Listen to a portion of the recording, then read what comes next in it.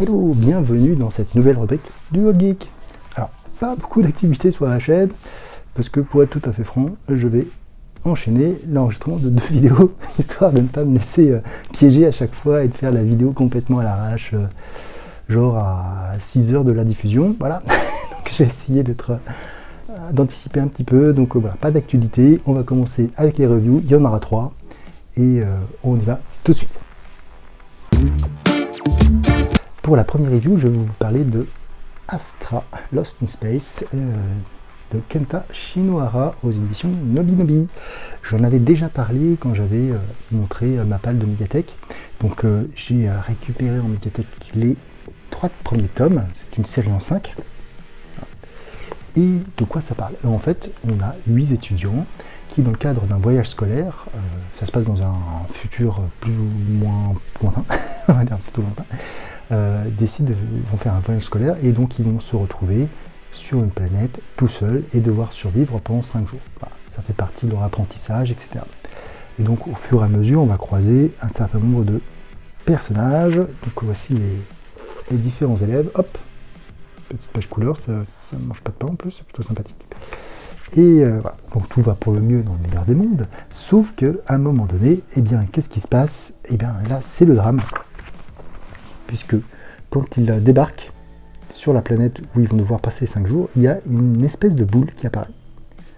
Une boule lumineuse, personne ne sait exactement ce qui se passe.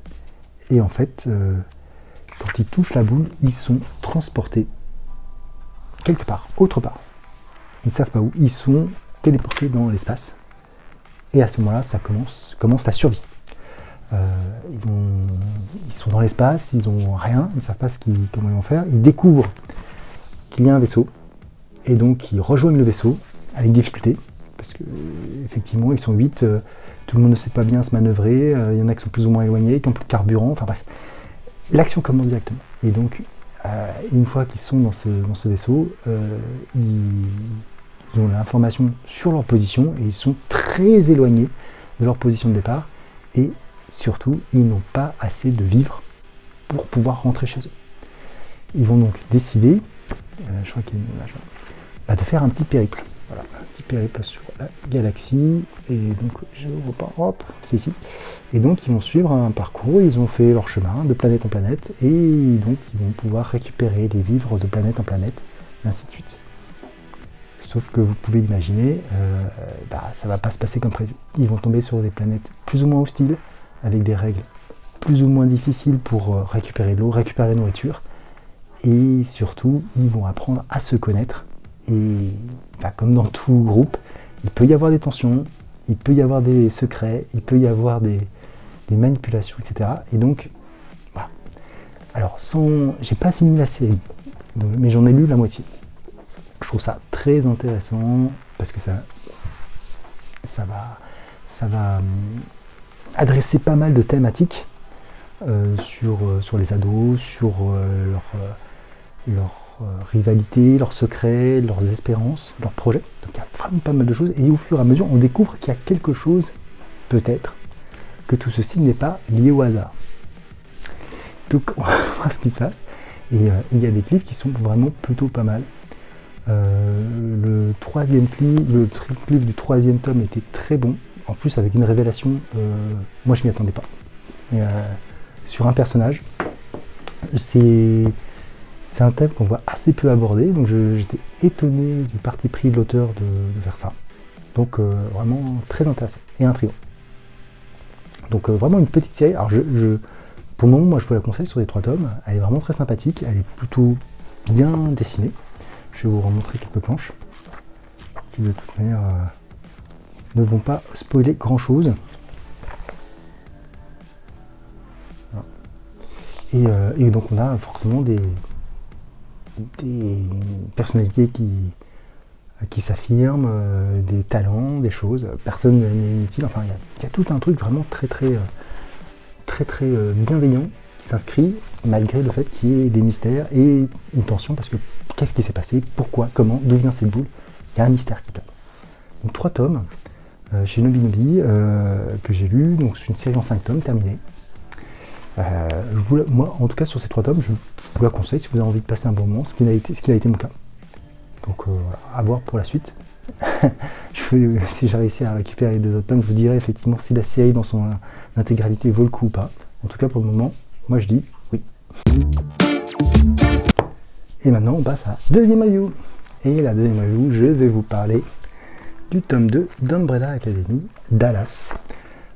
Sur le premier volet, ma suite apocalyptique que j'avais présenté au Podcastor avec Mister No, j'ai été plutôt satisfait de ce premier arc qui était assez intéressant, où on voyait donc ces 7 enfants, en tout cas ceux qui sont encore vivants, ces 7 enfants qui avaient été recueillis par Lord Graves et dotés de pouvoir et qui œuvraient pour le bien de l'humanité. Voilà. Et dans le premier arc, ça s'était terminé quand même assez durement pour l'équipe. Et donc là, on a la suite directe. Donc on va voir, et surtout, on a Dallas. Alors pourquoi Dallas? Et ça commence, je vous donne dans le mille pour subtilité, quand tu nous tiens. Ça commence avec une scène où on voit John Fitzgerald Kennedy parler avec le fameux Lord Graves, qui Sir Reginald. Et donc ça va bien tourner autour de John Fitzgerald Kennedy, mais pas que. On a des scènes qui sont toujours d'action, qui sont toujours bien dessinées. Alors c'est toujours scénarisé par Gerard Way et dessiné par Gabriel Bá. Et donc l'histoire, quelle est-elle? C'est très simple. Dans le premier tome, on avait eu le numéro 5 qui était revenu du futur. Et on avait vu qu'il était suivi par des gens qui ne voulaient pas forcément du bien. Donc on va développer cette histoire et surtout on va voir les répercussions du premier arc. Répercussions qui sont assez fortes, puisqu'on a numéro 1 qui est dans un fauteuil en train de manger. On a, je crois que c'est numéro 4 séance qui du coup est devenue la superstar parce qu'il a sauvé la ville. On a Rumeur qui ne peut plus parler parce qu'elle a été blessée aux cordes vocales, et numéro 7 qui est complètement qui a subi des graves séquelles. Numéro 2, Kraken, qui est une espèce de justicier, un mélange entre un peu un Batman, une espèce de Batman, qui mène son enquête. Et numéro 5, donc on va voir qu'il va être à nouveau attaqué par des hommes. Voilà. Et donc on va comprendre que numéro 5, il est un peu dans la panade et qu'il y a des gens qui le recherchent pour qu'il fasse quelque chose. Voilà. Donc au cours de cet arc, ce qui est plutôt pas mal, c'est que déjà les personnages, ils sont... Alors par contre, je vous montre pas tous les... Je vais tomber sur une planche hyper gore, je vais pas vous la montrer. Donc ce qui est hyper intéressant, c'est que d'une part, les répercussions sont très fortes pour les personnages, mais ils doivent quand même avancer et pour résoudre ce problème de Dallas et ce que ça couvre. Et en fait, on a, contrairement à un comics de super-héros d'équipe un peu classique, ces personnages s'aiment sans s'aimer. Ils ont été forcés d'être ensemble. Et en fait, ils ont des idéologies qui sont toutes différentes. Et donc des fois ça match, des fois ça matche pas. Et on ressent vraiment toute la rancœur par rapport à ce qui a pu se passer. Vraiment, leur père adoptif, il a mis une situation mais vraiment pourrie. Je pense qu'il les a vraiment laissés dans le pire des cas. Je ne sais pas exactement quel était son plan. En tout cas, c'est pas exprimé ici quel était son plan. Peut-être dans le 3e volume, Hôtel Oblivion, il y a déjà un peu plus de choses sur son passé et sur sa vision de certaines choses. Mais là,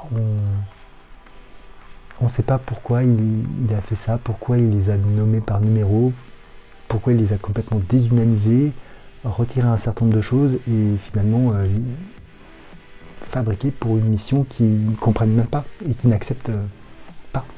Donc c'est assez mature dans l'idée.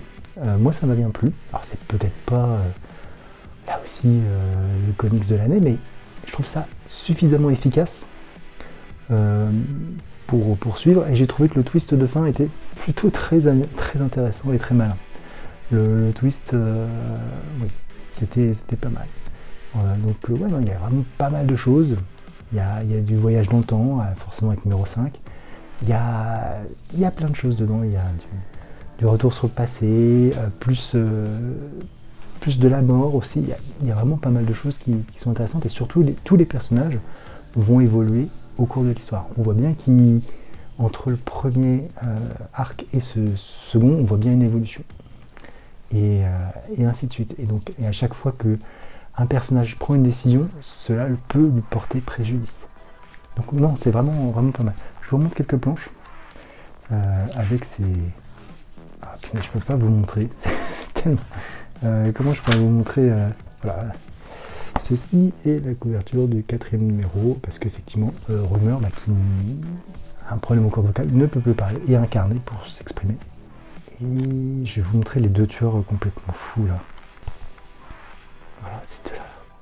Ceux-là, waouh, ils ont mis une couche. Ils font peur.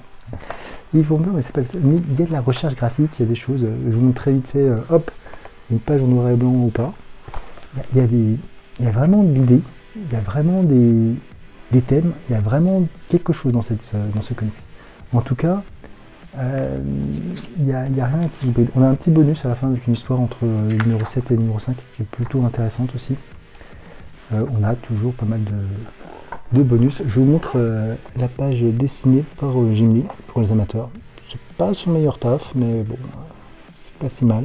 Azel et Chacha, 2 psychopathes. Franchement, eux là, qu'est-ce qu'ils font peur. Ils sont complètement déjantés. Donc voilà. En tout cas, après la suite apocalyptique et ce 2e tome Dallas, je trouve que c'est une bonne petite série. C'est pas... Après, j'ai l'impression qu'elle est un petit peu en hiatus, puisque j'ai vu que le tome 3 était sorti, mais que le tome 4, non. Sachant que le tome 3 n'est pas une fin, il y a bien un cliff derrière, il y a bien des choses à creuser, donc c'est un peu dommage. En tout cas, bon, peut-être que ça va revenir. Hein. Je ne sais plus quand est-ce que c'est sorti. Bon, ça a eu Lesnar de la meilleure série en 2008. Voilà. Donc là, on a effectivement toute la famille qui est réunie là. Voilà. Sachant qu'il y a déjà des membres qui sont morts. Donc, je crois le numéro 6 qui est mort, Ben. Horreur. Ça, c'est un nom. Non, il y a pas mal de choses. Il y a pas mal de choses dans ce comics. En tout cas, moi, je serais intéressé d'avoir l'avis de d'autres personnes dessus. Je sais qu'il y a la série télé aussi, mais j'ai pas vu. Je sais pas si c'est bien, pas bien. Généralement, les séries télé sont toujours un petit peu moins bien. Pardon. Et on va passer à la 3e et dernière review. Pour la 3e review, je vais vous parler de Blanco. Blanco de Jiro Taniguchi, aux éditions Saka Casterman. Alors, déjà, je vais vous montrer que c'est un tome un peu plus grand.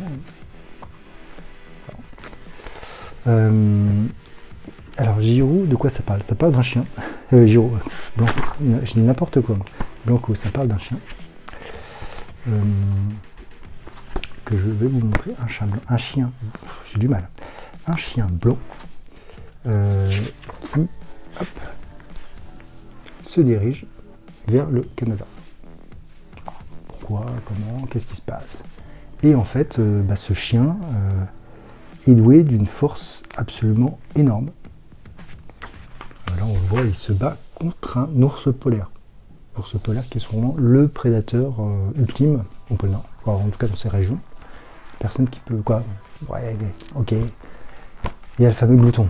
Mais je sais pas, entre un glouton et un ours polaire, je sais pas trop qui pourrait gagner. Mais en tout cas, normalement un chien ne fait pas le poids contre un ours polaire. Ce qui n'est pas le cas ici. Donc il y a tout un mystère, il y a des contrebandiers qui sont engagés pour arrêter ce chien. On leur promet $100 pour l'arrêter, sauf que ils vont très vite comprendre que arrêter ce chien, c'est pas simple du tout. Et donc, au fur et à mesure, on comprend que ce chien n'est pas un chien ordinaire. Pourquoi, comment, qu'est-ce qui s'est passé? On a des bribes d'informations au fur et à mesure, et on voit que ce chien qui est suivi par une meute de loups se rapproche de plus en plus des frontières, du Canada. Et il faut l'arrêter à tout prix. Donc c'est du Jiro Taniguchi, donc le style graphique est toujours impeccable, hein. Ce qui est impeccable. Il y a un peu de sang, hein, forcément. On voit quelques bras arrachés, quelques têtes volées aussi. Donc moi j'ai pris beaucoup de plaisir à lire ce manga, déjà parce que je l'avais vu et je ne savais pas de quoi ça parlait. Et surtout je voulais sortir un petit peu Jiro Taniguchi a une production assez exceptionnelle, mais je voulais lire un petit peu quelque chose qui pouvait sortir un petit peu de l'ordinaire. Et c'est vrai que là on est plus dans une espèce de polar, film d'horreur que quelque chose, tranche de vie avec mélancolie. Et c'est plutôt pas mal. En tout cas, moi j'ai envie de savoir la suite. J'ai envie de savoir quelle vont être la suite des aventures de Blanco. Voilà. Est-ce qu'il est effectivement, comme un des trappeurs le dit, la réincarnation du dieu chien qui vient pour se venger des hommes? Est-ce qu'il y a autre chose derrière? Quel est le mystère? Quelle est l'explication? Et surtout, où est-ce que ça va aller? Est-ce que ça va se finir bien? J'ai pas l'impression. J'ai pas l'impression vu comment ça se passe. Mais en tout cas, je suis curieux. Je suis curieux de cette histoire. Et puis c'est vraiment, comme je vous le dis, c'est un polar. On a des scènes de polar. On a une ambiance de polar. Voilà, c'est vraiment plutôt pas mal. Forcément pour le public un peu averti, mais voilà. Mais ouais, je suis assez intrigué. En tout cas, je ne sais pas si vous connaissez ce titre. Si vous ne connaissez pas, n'hésitez pas à me le dire. En tout cas, moi, ce tome 1, c'est une bonne petite découverte. Je suis content. J'ai fait pas mal de bonnes découvertes à la médiathèque et celle-ci en fait partie. Donc, ouais, je suis plutôt content. Comme d'habitude, n'hésitez pas à liker, à commenter, à vous abonner si vous le souhaitez. Et sur ce, je vous dis ciao!